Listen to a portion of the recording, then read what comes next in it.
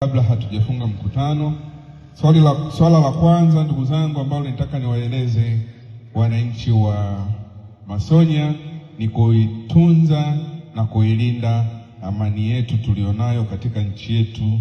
Tuilinde na kuitunza kwa wivu mkubwa. Tusikubali amani yetu ivunjike. Tusikubali amani yetu ivurugike. Kivurugika amani leo, sisi hatuna sehemu ya kukimbilia.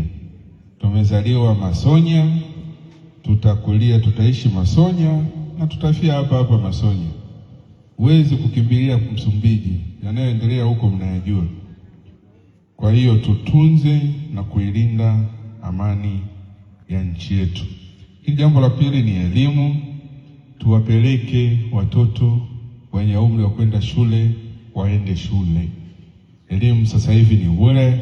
Mheshimiwa Rais Dr. Samia Suluhu Hassan anatoa elimu bure, kuanzia elimu ya awali, elimu ya msingi, elimu ya sekondari.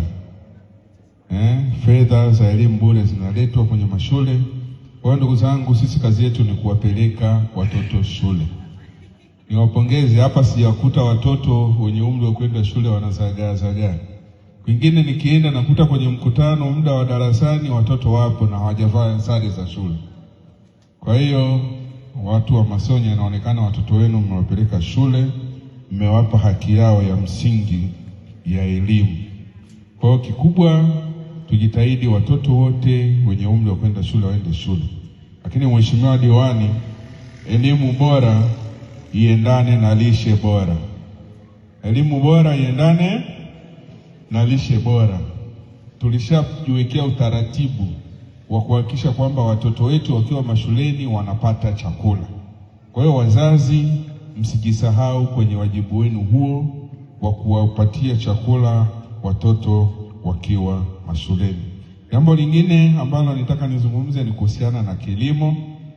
Kilimo mmezungumzia nyinyi, Masonya ni kata ya kilimo na mimi ninalijua hilo.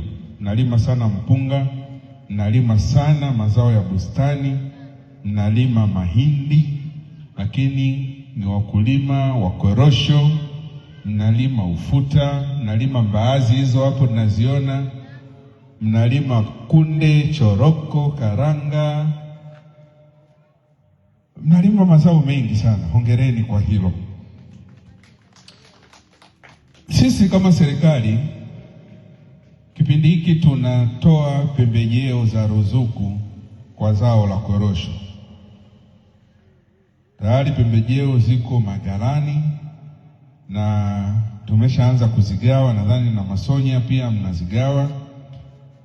Sisitizo tunaotoa ni zile pembejeo ziwafikie walengwa, zisiende kwa mtu ambaye hajalengwa.